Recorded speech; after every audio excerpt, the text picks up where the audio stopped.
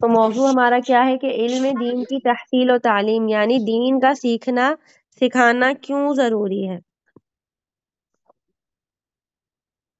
دین کا سیکھنا اور سکھانا ہمارے لیے کیوں ضروری ہے۔ کوئی بتائے گا اپنے انداز سے کہ جو بھی آپ کے ذہن میں بات ہو۔ ہوں کچھ بھی ذہن میں آ رہا، کوئی بات نہیں، غلط بھی بولیں گے تو ہم سیکھنے ہی تو بیٹھے ہیں یہاں پہ۔ باجی ایک مسلمان کے لیے تو لازمی ہے کہ دین کو سیکھے۔ بالکل، جب ہم سیکھیں گے تبھی تو پھر عمل بھی کر پائیں گے نا۔ سب سے پہلے تو یہی بات ہوتی ہے۔ اس کے حوالے سے تھوڑی سی احادیث اور آیات میں مبارکہ دیکھ لیتے ہیں تاکہ ہمیں سیکھنے میں مزید شوق پیدا ہو، ٹھیک ہے۔ جیسے رسول اللہ صلی اللہ علیہ وسلم نے ارشاد فرمایا کہ علم دین کا طلب کرنا، یعنی اس کو حاصل کرنے کی کوشش کرنا ہر مسلمان پر فرض ہے۔ تو ہمیں حدیث سے کیا پتہ چلا کہ دین کا علم سیکھنا ہر مسلمان پر فرض ہے، چاہے کہ وہ مرد ہو چاہے کہ وہ عورت ہو۔ یہ نہیں کہ صرف مرد حضرات سیکھیں گے، خواتین کا بھی دین کا سیکھنا اتنا ہی ضروری ہے جتنا کہ مردوں کا، ٹھیک ہے۔ تو اس حدیث سے کیا ثابت ہوا کہ ہر مسلمان پر، خواہ وہ مرد ہو یا عورت ہو، شہری ہو یا دیہاتی ہو، یعنی شہر پہ رہنے والا ہو، گاؤں پہ رہنے والا ہو، امیر ہو غریب ہو، جو بھی ہو، سب کا دین کا حاصل کرنا فرض ہے۔ حدیث میں ہمیں یہی پتہ چلا نا کہ سب کا فرض ہے۔ اور علم کا مطلب یہ نہیں ہے کہ عربی ہی پڑھیں یا پھر ہم مولوی بن جائیں، بلکہ مطلب یہ ہے کہ شریعت کے احکام کو سیکھیں۔ مطلب کہ جو ہمیں شرعی احکام ہیں، قرآن پڑھنے کے، نماز پڑھنے کے، روزہ رکھنے کے، جو بھی شرعی احکام ہیں ہم ان کو سیکھیں۔ یا تو عربی زبان میں لکھی ہوئی کتابوں کو پڑھ لیں اگر کو تو ہمیں پڑھنی آتی ہے، لیکن اگر وہ نہیں آتی تو کیا کر سکتے ہیں کہ اردو کی کتابیں پڑھ لیں، جیسے بہشتی زیور ہے خواتین کے لیے، سنا ہوگا آپ لوگوں نے، ٹھیک ہے، تحفہ خواتین ہے۔ اس طرح کی کوئی کتابیں یا تو خود سے پڑھ لیں یا کسی دینی علماء سے پوچھ لیں، یا کوئی بزرگ ہمارے گھر میں اگر موجود ہے جن کو اتنی دینی تعلیم حاصل ہے، ان کو دین کے بارے میں علم حاصل ہے، تو ہم ان سے بھی سیکھ سکتے ہیں، ٹھیک ہے۔ غرض یہ کہ اگر ہم خود نہیں پڑھ لکھ سکتے یا کسی عالم تک بھی نہیں پہنچ سکتے تو پھر ہم کیا کریں، اپنے مردوں کے ذریعے محلے کی مسجدوں سے معلوم کروا لیں، لیکن کوشش کریں کہ ہم سیکھیں۔ جیسے کوئی بھی ہمیں مسئلہ درپیش آیا ہے، فار ایگزامپل سب سے بڑی ہمارے پاس بہت سی خواتین کے جو مخصوص ایام ہوتے ہیں اس کے بارے میں بہت سے مسئلے مسائل ہوتے ہیں، اب نہیں سمجھ میں آ رہے تو ہم کیا کریں، ہم اس کو چھوڑ کے نہیں بیٹھ جائیں، ہمیں کوشش کریں کہ ہم اپنے شوہر کے ذریعے سے پوچھوا لیں، وہ تو جا کے مسجد میں پوچھ سکتے ہیں نا کسی سے، ٹھیک ہے۔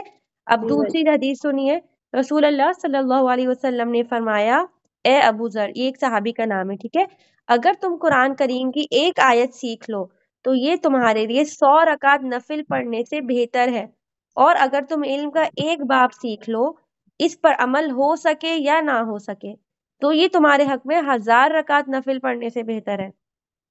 تو اہمیت پتہ چلی ہمیں کہ قرآن کریم کی اگر ہم ایک آیت بھی سیکھ لیتے، سیکھنے کا مطلب صرف اس کی تجوید نہیں ہے، تجوید بھی سیکھیں لیکن اس پہ اس آیت میں ہمیں بتایا کیا جا رہا ہے اس کا مطلب بھی سیکھیں، ٹھیک ہے، اس آیت میں کیا حکم مل رہا ہے، کیا تعلیم دی گئی ہے، اس کو بھی سیکھیں، ٹھیک ہے، دونوں چیزیں اس میں شامل ہیں، اس کو صحیح سے پڑھنا اور اس کے اندر جو چیز ہمیں تعلیم ہمیں دی گئی ہے اس کو بھی سمجھنا۔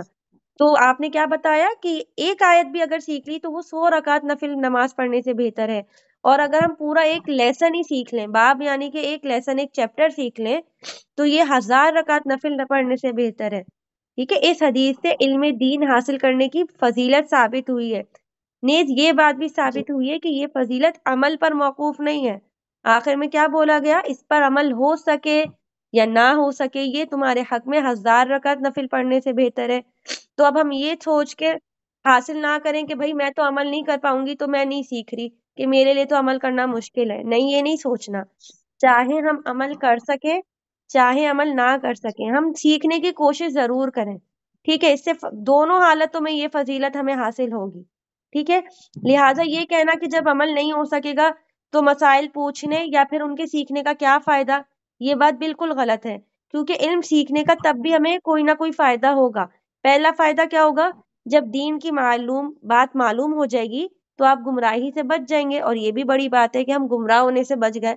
اگر آپ کو کسی چیز کا صحیح طریقہ پتہ چل گیا تو آپ کم از کم گمراہ ہونے سے تو بچ جائیں گے نا، کہ آپ کسی غلط راستے پہ نہیں جائیں گے۔ فار ایگزامپل آپ کو پتا چل گیا کہ وضو کا صحیح طریقہ یہ ہے، تو اب آپ اس پہ عمل کریں، آپ کو صحیح طریقہ تو پتا چل گیا نا، اب آپ کوشش بھی کر لو گے زیادہ تر کہ میں ایسے کروں ورنہ میری تو نماز ہی ضائع ہو جائے گی، ہے نا؟ آپ ایک تو بھٹکنے سے جی بچ گئے، غلط راستے پر جانے سے آپ بچ گئے۔ دوسرا فائدہ کیا ہوگا؟ جب دین کا علم حاصل ہو گیا تو انشاءاللہ کبھی نہ کبھی عمل کی توفیق بھی ہوگی۔ جب کبھی ہم کوئی بات کہیں پہ سن لیتے ہیں سبق آموز، تو ہمارے ذہن پہ وہ نقش ہو جاتی ہے۔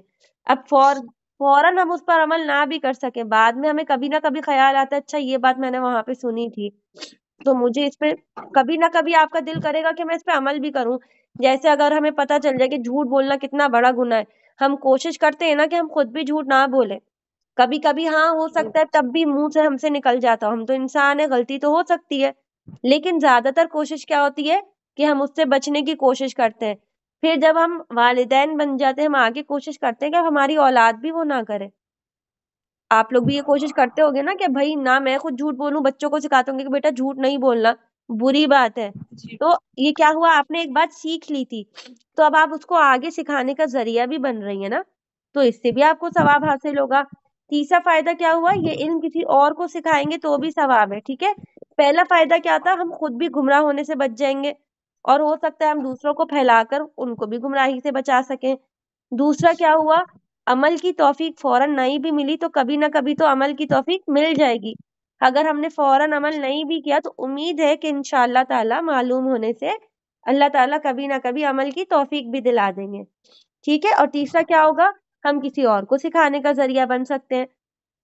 اب جیسے میں نے جی تجوید سیکھی تو آج میں آپ کو سکھانے کا ذریعہ بن رہی ہوں، کل کو انشاءاللہ تعالیٰ آپ کسی اور کو سکھانے کا ذریعہ بنیں گی، تو وہ آپ کے لیے صدقہ جاریہ ہوگا، ٹھیک ہے؟ تو اس لیے ہمیں علم دین سیکھنے کی کوشش ضرور کرنی چاہیے۔ تیسرا کیا ہے، یہ جی افضل صدقہ بھی ہے۔ رسول اللہ صلی اللہ علیہ وسلم نے ارشاد فرمایا کہ دین کا علم سیکھ کر دوسروں کو سکھانا سب سے افضل صدقہ ہے۔ اس حدیث سے یہ ثابت ہوا کہ دین کی جو بات بھی معلوم ہو جائے اس کو دوسروں کو بھی بتایا کرے، اس کا ثواب تمام خیرات سے زیادہ ہے۔ جیسے ہم اللہ کی راہ پہ پیسے خرچ کرتے، کچھ بھی نکالتے ہیں نا صدقے کے طور پہ، اگر ہمارے پاس جی پیسے نہیں بھی ہیں صدقہ دینے کے لیے تو ہمارے لیے ایک اور صدقہ کا ذریعہ کیا بن گیا کہ ہم کوئی اچھی بات سیکھ کے وہ دوسروں کو سکھا دیں، یہ بھی آپ کے لیے صدقہ ہے، ٹھیک ہے؟ سبحان اللہ، اللہ تعالیٰ کی کتنی بڑی رحمت ہے، ذرا سی زبان ہلانے میں ہزاروں روپے خیرات کرنے سے بھی زیادہ ثواب مل جائے گا۔ فار ایگزامپل آپ نے کسی کو کوئی ایک نیک بات بتا دی، فار ایگزامپل آپ نے کسی کی آیت قرآن، جیسے آپ تجوید سیکھ رہی ہیں، آپ نے کسی کی تصحیح کر دی کہ اس کو اس طرح نہیں، اس کو اس طرح ادا کرنا ہے، اب اس نے وہ چیز سیکھ لیا، اب جب جب وہ اس پر عمل کرے گا تب تب اس کو اس پر عمل کا ثواب ملے گا، اور آپ کو بھی ساتھ ساتھ اس کا ثواب ملے گا۔ صرف وہ ثواب اس کو نہیں ملے گا، اس کو تو ثواب ملا اس کی تصحیح کرنے کا، لیکن کیونکہ آپ نے اس کی تصحیح کی تھی تو آپ کو بھی ثواب ملا، اور آپ کی تصحیح کس نے کی، میں آپ کا ذریعہ بنی، تو مجھے بھی آپ دونوں کا ثواب ملا، اور میں نے جن سے سیکھا تھا ان کو ہم سب کا ثواب ملا کیونکہ وہ انہوں نے مجھے سکھانے کا ذریعہ بنی تھی۔ تو یہ چین ری ایکشن ہوتا ہے، ہم سکھاتے جائیں ہمارا ثواب ملٹی پلائی ہوتا چلا جائے گا، ٹھیک ہے؟ اب قرآنی آیات سے دیکھ لیتے ہیں۔ اللہ تعالیٰ نے ارشاد فرمایا، یا ایھا الذین آمنوا قوا انفسکم واہلیکم نارا، اے ایمان والو اپنے آپ کو اور اپنے گھر والوں کو دوزخ سے بچاؤ۔ تو اب اپنے آپ کو اور اپنے گھر والوں کو دوزخ سے کیسے بچائیں گے؟ اس آیت کی تفسیر میں حضرت علی رضی اللہ عنہ نے فرمایا، جہنم سے بچانے کا مطلب یہ ہے کہ اپنے گھر والوں کو دین کی بات سکھلاؤ۔ اپنے گھر والوں کو ہم ایسے ہی بچا سکتے ہیں نا کہ جب ہم ان کو دین کی کوئی اچھی بات بتائیں، جیسے ابھی آپ لوگ کے بچے چھوٹے ہیں تو آپ نے ان کو نماز بھی سکھانی ہے، آپ نے ان کو روزے بھی سکھانے، دین کی تمام باتیں کس کے اوپر آئی ذمہ داری سکھانے کی؟ کیونکہ آپ ماں ہیں، بطور ماں آپ کے اوپر آئی، اور آپ کو اور آپ کی اولاد کو سکھانے کی ذمہ داری کس کے اوپر آئی؟ آپ کے ہسبینڈ کے اوپر، آپ کے شوہر کے اوپر، ٹھیک ہے؟ کیونکہ اولاد کو سکھانے کا سوال ماں سے ہوگا، اور ماں اور اولاد دونوں کو سکھانے کا سوال دین وہ آپ کے شوہر سے ہوگا، کیونکہ آپ لوگ ان کے ماتحت ہیں۔ اولاد جو ہے نا وہ ماں باپ دونوں کے ماتحت ہوتی ہے، تو ماں کے اندر تو صرف اولاد آئی، لیکن جو آپ کے شوہر ہوتے ہیں، شوہر کے ماتحت بیوی بھی ہوتی ہے اور اس کی اولاد بھی ہوتی ہے، تو ان دونوں کو دین سکھانے کی ذمہ داری کس پہ آتی ہے؟ ہمارے شوہر پہ، ٹھیک ہے؟ تو ہر ایک کو اپنا کردار نبھانا ہے، وہ اپنا کردار نبھائیں گے، آپ اور ہم اپنا کردار نبھائیں گے، ٹھیک ہے، اس سے معلوم ہوا کہ خود دیندار بننے کے ساتھ اپنے بیوی بچوں کو بھی دیندار بنانا اور ان کی اور ان کو دین کی بات سکھلانا فرض ہے، ورنہ تو پھر انجام کیا ہوگا؟ دوزخ ہوگا۔ دوزخ کا انجام کیسے بنے گا؟ جب ہمیں کوئی بات پتہ نہیں ہوگی تو ہم گمراہ ہو جائیں گے، غلط چیز پہ نکل پڑیں گے۔ جیسے اگر آپ بچوں کو آج نماز پڑھنا نہ سکھائیں فار ایگزامپل، تو ان کو نماز پڑھنا نہیں آئے گی، وہ کبھی بھی نماز نہیں پڑھیں گے، ان کے اوپر تو گناہ ہوگا ہی ہوگا۔ لیکن وہ آپ کے انڈر تھے نا، آپ کے ماتحت تھے، آپ نے نہیں سکھایا، تو اس کا گناہ آپ کے اوپر بھی آئے گا کہ آپ نے ان کو نہیں سکھایا۔ ٹھیک ہے، تو ہمیں کوشش کرنی ہے ہم آگے والوں کو، اچھا میں بچوں سے مثال اس لیے دے رہی ہوں کیونکہ ابھی سب سے ایزی انڈرسٹینڈنگ ہمارے پاس بچے ہی ہیں، ورنہ ایز اے مسلم جب جیسے کہ ہم مسلمان ہیں، بطور مسلمان ہم نے کوئی اچھی بات سیکھ لی تو وہ صرف ہماری اولاد تک محدود نہیں ہے، ہر مسلمان کو ہمارے دائرے میں جہاں جہاں تک ممکن ہو سکے کوشش کرنی ہے، کوئی بھی اچھی بات معلوم ہو سکی ہے تو اس کو جس کو بھی ہم بتا سکے ضرور بتائیں، کیونکہ اب وہ ہمارے اوپر بتانا واجب ہو گئی ہے، کیونکہ میں نے تو سیکھ لیا، اب یہ مجھ پہ لازم ہو گیا ہے کہ میں دوسروں کو جس حد تک ممکن ہو سکے، میری جتنی کوشش ہو سکے میں دوسروں کو بھی ضرور وہ سکھاؤں۔ بور تو نہیں ہو رہی ہیں؟ سمجھ میں آ رہی ہیں چیزیں؟ نہیں باجی، ٹھیک ہے، اب جی اس کا باجی۔ اگلا دیکھ لیتے صدقہ جاریہ کے حساب سے۔ حضرت ابو ہریرہ رضی اللہ عنہ سے روایت ہے کہ رسول اللہ صلی اللہ علیہ وسلم نے ارشاد فرمایا، مومن کو موت کے بعد بھی جن اعمال صالحہ پر اجر ملتا رہتا ہے وہ یہ ہے: پہلا، علم دین جو دوسروں کو سکھایا، ٹھیک ہے، جو علم دین اس نے دوسروں کو سکھایا۔ دوسرا، اس علم کو پھیلایا ہو، مطلب اس کو پھیلانے کا ذریعہ بنا ہو۔ تیسرا، نیک اولاد چھوڑ کر مرا ہو، یعنی کہ ہم نے اپنی اولاد کو ساری نیک باتیں سکھائی، ان کی نیک تربیت کی، جس حد تک ممکن ہماری کوشش ہو سکتی تھی ہم نے اپنی کوشش کری، ان کو چیزیں سکھائیں۔ جیسے آج آپ لوگ نماز قرآن پڑھ رہی ہیں، کس وجہ سے پڑھ رہی ہیں؟ آپ کے والدین کی بدولت، کیونکہ یہ چیزیں انہوں نے آپ لوگوں کو سکھائیں، یہ چیزیں انہوں نے آپ لوگ کے اندر ڈالی۔ اسلامی تعلیمات کس نے سکھائی آپ لوگوں کو؟ آپ کے والدین نے۔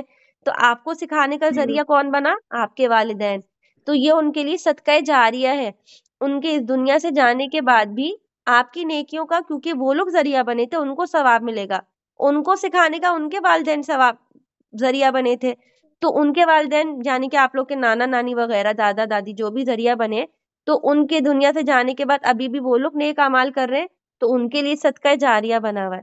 تو آپ لوگ دیکھ رہے ہو کہ ایک کے بعد ایک کے لیے صدقہ بنتا جا رہا ہے، تو یہ ملٹی پلائی بھی ہوگا، ایسا نہیں ہے کہ یہ رک گیا تھا آپ کے والدین تک، ان کے والدین نے مطلب آپ کے والدین کے والدین نے ان کو سکھایا، تو وہ تو اب اس دنیا میں مجھے نہیں پتا اگر ہے، فار ایگزامپل اگر نہیں ہے تو ان کو ان کا ثواب، ان کی اولاد کا ثواب پہنچ رہا ہے، اور ان کو آپ کا بھی ثواب پہنچے گا، کیونکہ اگر وہ اپنی اولاد کو اس قابل نہ بناتے تو آپ کے والدین آپ کو نہ سکھا پاتے، ہے نا؟ ایسا ہی ہوتا نا کہ آپ کے والدین کو بھی علم نہیں ہوتا تو وہ آگے کیسے بتاتے؟ تو والدین کو علم ان کے والدین نے کرایا اور انہوں نے آپ کو کرایا، تو ان کو دونوں کا ثواب مل رہا ہے۔ اب آج آپ اپنی اولاد کو سکھائیں گے تو یہ ثواب بھی پیچھے جاتا جائے گا، تو ہمیں کوشش کیا کرنی ہے؟ ہم صدقہ جاریہ چھوڑ کے جائیں۔ اگر آج ہم اپنے اولاد کو نیک اعمال کی یہ فضیلت نہیں بتائیں گے، دین کی باتیں نہیں سکھائیں گے، تو کل کو وہ ہمارے لیے جیسے صدقہ جاریہ ہے نا، وہ ویسے ہی ہمارے لیے وبال جاریہ بھی بن سکتا ہے، ان کا گناہ بھی تو ہمیں ملے گا۔ اگر اللہ تعالیٰ ہمیں ثواب دلوا رہے ہیں تو یہ بھی تو ہوگا نا، پھر ہم گناہ کے بھی تو مستحق ہوں گے، اگر وہ ہماری وجہ سے گناہ کے کاموں میں لگ گئے، ان کو ہم نے تعلیم ہی نہیں دی، یہ ہمارے فرض میں شامل تھا کہ ہم ان کو نیک اعمال کی تعلیم دیں، اور ہم نے اپنا فرض ادھورا نہیں کیا، تو ہماری اولاد کا گناہ پھر ہمارے اوپر بھی آئے گا، صرف ان کے اوپر نہیں جائے گا۔ ٹھیک ہے، مطلب یہ ہے کہ انسان اپنی زندگی میں جن اعمال صالحہ کو کرتا ہے ان پر ثواب ملتا ہے، اور مرنے کے ساتھ ہی ثواب ملنا بند ہو جاتا ہے، یعنی جب تک میں زندہ ہوں میں نیک اعمال کر رہی ہوں، مجھے صرف تب تک ہی ثواب ملے گا، جب میں اس دنیا سے چلی گئی تو اب میرے عمل کی وجہ سے تو ثواب بند ہو گیا نا، کیونکہ اب تو میں عمل نہیں کر سکتی، میں موجود ہی نہیں ہوں، تو وہ ذریعہ بند ہو گیا۔ لیکن البتہ بعض اعمال ایسے ہوتے ہیں کہ ان کا ثواب موت کے بعد بھی جاری رہتا ہے، ان میں سے ایک علم دین ہے جو دوسروں کو سکھلایا ہو، یعنی کسی کو پڑھایا ہو یا دینی مسائل بتلائے ہیں اور اس علم کو پھیلانے کا ذریعہ بناؤ۔ اب پھیلانے کی مختلف صورتیں ہو سکتی ہیں، یا تو آپ نے دینی کتابیں جو ہیں وہ دوسرے لوگوں میں بانٹ دی اور انہوں نے ان کو پڑھا، جیسے کبھی یہ ہوتا ہے نا، کبھی کسی کے گھر میں ڈیتھ ہوئی تو وہ لوگ کیا کرتے ہیں، سب آنے والوں کو سورہ یاسین مرنے والے کی طرف سے تقسیم کر دیتے ہیں کہ تاکہ جب کوئی بھی اس سے پڑھے گا تو ثواب کس کو جائے، مرنے والے کو ثواب جائے. ٹھیک ہے. دوسرا کیا ہو سکتا ہے، دینی کتابیں خرید کر وقف کر دیں. اگر ہم خود نہیں پڑھ سکتے، ہم نے کیا کہ کسی مدرسے کے طالب علم کو مدد کر دی، اس کو دینی کتابیں دلا دی. اب جب وہ ان سے تعلیم حاصل کرے گا تو ثواب کس کو ملے گا، ہمیں، کیونکہ ہم نے اس کی دین کا علم حاصل کرنے میں آسانی پیدا کری. ٹھیک ہے. ایک طریقہ کیا ہو سکتا ہے، کوئی بچہ مدرسہ جانا چاہتا تھا، ہم نے اس کی فیس، اس کے پاس فار ایگزامپل فیس کے پیسے نہیں تھے مجبوری کے طور پہ، تو ہم نے کیا کیا، ہم نے اس کی فیس ادا کر دی، اس کا ایڈمیشن کرا دیا. اب جب وہ وہاں پہ جا کے علم حاصل کرے گا، ثواب کس کو ملے گا، جس نے اس کی فیس ادا کی ہے، جو اس کو سکھانے کا ذریعہ بنا ہے. ٹھیک ہے. اسی طرح طلبہ علم کو دین کا کھانا، جو دین کا علم حاصل کر رہے ہیں ان کو کھانا کھلا دیا، ان کو لباس مہیا کر دیا، یا دیگر کوئی بھی ضرورت کی چیز مہیا کر دی جو ان کے دین کا علم حاصل کرنے میں آسانی پیدا کرے. ٹھیک ہے. دین کے طالب علموں کی مدد کسی بھی صورت میں ہم نے کری، چاہے وہ ان کی فیس کی مد میں ہو، چاہے کتابوں کی مد میں ہو، کھانے کپڑے، کسی بھی ضرورت کی مد میں اگر ہم نے اپنے دین کے جو ہمارے طالب علم ہیں ان کی مدد کری تو یہ بھی ہمارے لیے کیا ہے، صدقہ جاریہ ہے. اسی طریقے سے نیک اولاد چھوڑ کر مرنا بھی صدقہ ہے. مطلب یہ کہ اولاد کو دیندار بنایا، حافظ و عالم بنایا، ان کی شریعت کی روشنی میں صحیح تربیت کی، حلال اور حرام کی تمیز پیدا کی کہ کیا چیز حلال ہے کیا چیز حرام ہے، ان کو شرع کا پابند بنایا کہ شریعت میں کیا کیا چیزیں جائز ہیں، ہم نے ان کو بتائیں. تو کیا ہوتا ہے، اس کے ساتھ ساتھ اولاد اپنے والدین کے حق میں دعائیں بھی کرے. آج ہم اپنے والدین کے لیے، ہمارے الحمدللہ والدین حیات ہیں، ہم کیا دعا کرتے ہیں، اللہ تعالیٰ ان کو صحت و تندرستی اور لمبی عمر دے. یہی دعا کرتے ہیں نا آج ہم سب، کہ اللہ تعالیٰ ہمارے جی والدین کا باجی. سایہ ہم پر ہمیشہ سلامت رکھے. ٹھیک ہے. جی لیکن باجی. ہمارے نانا نانی یا دادا دادی بزرگوں میں سے جو گزر گیا، ہم ان کے لیے، اگر ہم نیک ہیں تو ہم ان کے لیے کیا دعا کریں گے، ان کی مغفرت کی دعا کریں گے. تو ہم نے اپنی اولاد کو بھی ایسی ہی تربیت کرنی ہے کہ کل کو جب ہم اس دنیا سے چلے جائیں تو وہ ہمیں اپنی دعاؤں میں شامل رکھے، ہمارے لیے مغفرت کی دعائیں کرے. تو یہ بھی کیا ہے، صدقہ جاریہ ہے.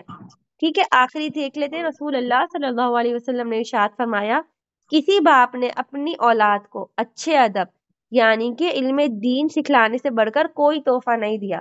والدین کی ہمیشہ یہی کوشش ہوتی ہے نا کہ اپنی اولاد کو اچھے سے اچھی چیز مہیا کرے، اپنی اولاد کو اچھی سے اچھی چیز دے. ایک بات آ رہی ہے. جی باجی. جی، ہم آخری حدیث ہم کیا دیکھ رہے تھے کہ کوئی بھی باپ اپنے والد جو ہے نا اپنی اولاد کو سب سے اچھا تحفہ کیا دے سکتے ہیں، اچھے ادب. اور اچھے ادب سے یہاں کیا مراد ہے، علم دین سکھانا. تو ہر والدین کی کوشش ہوتی ہے کہ ہم اپنے اولاد کو جو ہے وہ اچھی سے اچھی چیز فراہم کریں. اگر انہوں نے کوئی فار ایگزامپل اسکول میں اچھی پوزیشن حاصل کی ہے، ریزلٹ اچھا آیا ہے، کوئی اچھا کام کیا ہے، تو اب ہم ان کو تحفہ دینا چاہتے ہیں، ان کو اپریشیٹ کرنا چاہتے ہیں. تو سب سے بہترین تحفہ کیا ہے کہ ہم ان کو دین کی باتیں سکھائیں، اچھی طریقے سے ان کی دینی تربیت کریں. تو آج جب ہم ان کی اچھی تربیت کریں گے نا تو کل کو ان کے لیے یہ چیزیں کرنا آسان ہوں گی. بڑے ہو کے تھوڑی سی مشکلات پیش آتی، کیونکہ آپ کو پتہ ہے شیطان بھی اتنا ہی زیادہ حاوی ہو جاتا ہے، جتنا زیادہ ہم بڑے ہوتے جاتے ہیں شیطان بھی اسی لیول کا ہوتا ہے، وہ بھی بڑا ہو رہا ہے. جیسے اگر کوئی 5 سال کا بچہ ہے تو اس کے ساتھ 5 سال والا ہی شیطان ہوگا اس کو بہکانے کے لیے. آج ہم علم دین سیکھ رہے ہیں تو ہمارے ساتھ جو شیطان ہے نا وہ بھی اسی لیول کا ہوگا کہ وہ ہمیں اس سے ہٹا سکے. ٹھیک ہے. تو ہمیں کوشش کیا کرنی ہے کہ ہم اپنی اولاد کو بہترین تحفہ دیں، اور بہترین تحفہ کیا ہے، ہم ان کو اچھے ادب یعنی کہ علم دین سکھائیں، صحیح اور غلط کی ان کو باتیں بتا سکیں. ٹھیک ہے. تو ان سب چیزوں کا آپس میں ڈسکس کرنے کا مطلب کیا تھا کہ ہم جو سیکھ رہے ہیں ہمارے اندر اس کی اہمیت ہمیں پتہ چلے. جیسے آپ لوگ ماشاء اللہ سے سیکھ رہی ہیں تجوید، تو آپ کو اور پتہ چلے کہ میں سیکھ رہی ہوں تو آگے میں اس کو کیسے کیسے یوٹیلائز کر سکتی ہوں. ٹھیک ہے. اب آپ لوگ اس کو کیسے کیسے یوٹیلائز کر سکتے ہیں، آپ نے اس کو سیکھا، آپ کسی اور کو سکھانے کا ذریعہ بن سکتی ہیں. سب سے آسان کیا ہوتا ہے، اپنی اولاد، پھر اپنی اولاد کے علاوہ ارد گرد کے جو بھی لوگ ہیں جن تک آپ کی پہنچ ہے، آپ ان سب کو پھیلانے کا ذریعہ بن سکتی ہیں، اپنے لیے صدقہ جاریہ بنا سکتی ہیں. امید ہے آپ لوگ بور نہیں ہوئی ہوں گی اور چیزیں سمجھ میں آئی ہوں گی انشاءاللہ. تو کوشش کریں گے ہفتے میں ایک دن اس طرح کی چھوٹی چھوٹی جو ہے نا اصلاحی بیان چھوٹا موٹا رکھ لیا کریں، جس میں ہم تھوڑی سی اصلاحی باتیں سیکھ لیں تاکہ ہمیں مزید سیکھنے میں آسانی پیدا ہو. کیونکہ دیکھیں صحبت کا اثر ہوتا ہے. ہم اپنے اساتذہ سے سیکھ رہے ہیں, ہم پہ ذمہ داری کیا آ رہی ہے, ہم آگے سکھائیں. اب آپ لوگ سیکھ رہے ہیں, جی آپ پہ کیا ذمہ داری آئے گی, آپ مزید آگے سکھائیں. تو یہ تو ہر مسلمان پہ فرض ہے نا کہ وہ دین کو سیکھے. لیکن جب وہ سیکھ لے تو اس پر عمل کرنے کی کوشش بھی کرے. اگر یہ سوچ کے چھوڑ نہ دے کہ میں عمل نہیں کر پاؤں گی, ہم نے کیا پڑھا کہ عمل نہ بھی کر پائے تب بھی ہو آپ گمراہی سے تو بچ جاؤ گے نا.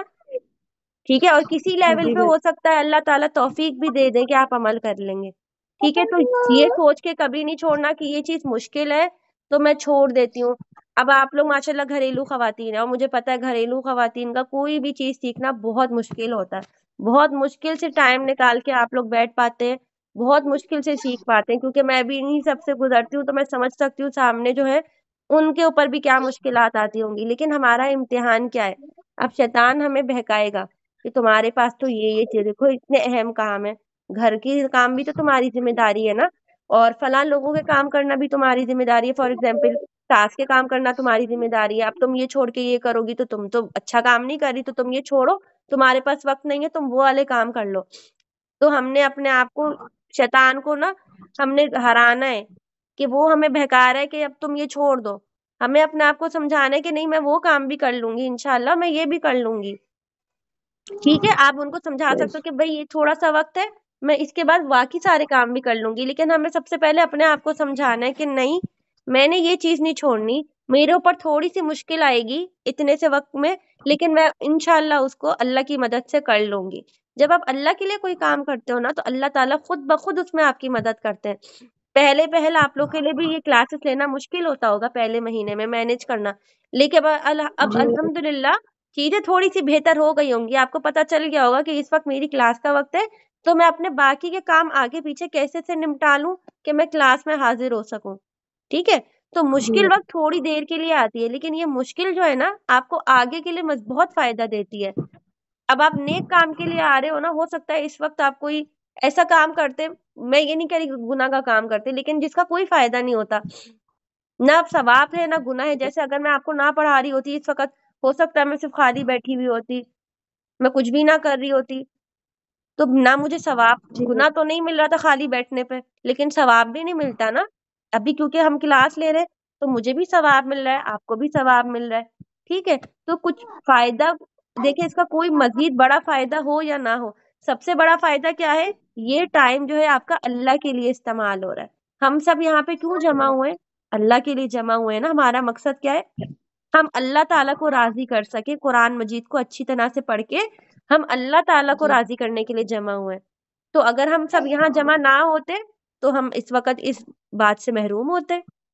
ٹھیک ہے, جس محفل میں اللہ تعالیٰ کا ذکر ہو رہا ہوتا ہے, اس محفل میں کہتے ہیں اللہ ملائکہ کا بھی نزول ہو رہا ہوتا ہے, فرشتے آتے ہیں, اللہ تعالیٰ خوش ہوتے ہیں کہ دیکھو یہ بندے مل کے میرا ذکر کر رہے ہیں. تو اللہ تعالیٰ اس سے بہتر محفل میں, اور ان سے ہماری محفل سے بہتر محفل کس کی محفل ہے, فرشتوں کی محفل نا. اللہ تعالیٰ وہاں ہمارا ذکر کریں گے کہ ہم اللہ تعالیٰ کو یہاں یاد کر رہے ہیں اپنی محفل میں, اللہ تعالیٰ فرشتوں کی محفل میں ہمیں یاد کریں گے. تو وہ زیادہ اچھی بات نہیں ہے ہمارے لیے کہ کوئی ہمیں یاد ہی نہیں کر رہا تھا. اب ہمیں کون یاد کر رہا ہے, ہمیں اللہ تعالیٰ ہمارا ذکر کر رہے ہیں, وہ بھی فرشتوں کی محفل میں.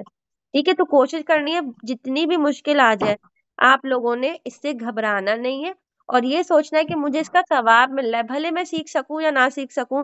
میں اس وقت میں جو حاضر ہو رہی ہوں نا, یہ کم از کم میرے ثواب کا ذریعہ تو بن ہی رہا ہے نا, اور انشاءاللہ اللہ تعالیٰ کی مدد سے عمل کی توفیق بھی ضرور ملے گی. ٹھیک ہے, تو آج انشاءاللہ یہیں پہ اختتام کرتے ہیں. سبحانک اللہم و بحمدک, نشہد ان لا الہ الا انت, نستغفرک و نتوب الیک. سبحان ربک رب العزت عما یصفون, وسلام علی المرسلین, والحمد للہ رب العالمین. اللہ تعالیٰ سے دعا ہے کہ جو کچھ ہم نے سیکھا اس پہ عمل کی ہم سب کو توفیق دے, اور ہمارے پڑھنے پڑھانے کو قبول فرمائے, اور جو بھی غلطی یا کمی آمین. کوتاہی ہوئی ہے اس کو اپنی رحمت سے معاف فرمائے. آمین یا رب العالمین. السلام علیکم ورحمۃ اللہ وبرکاتہ.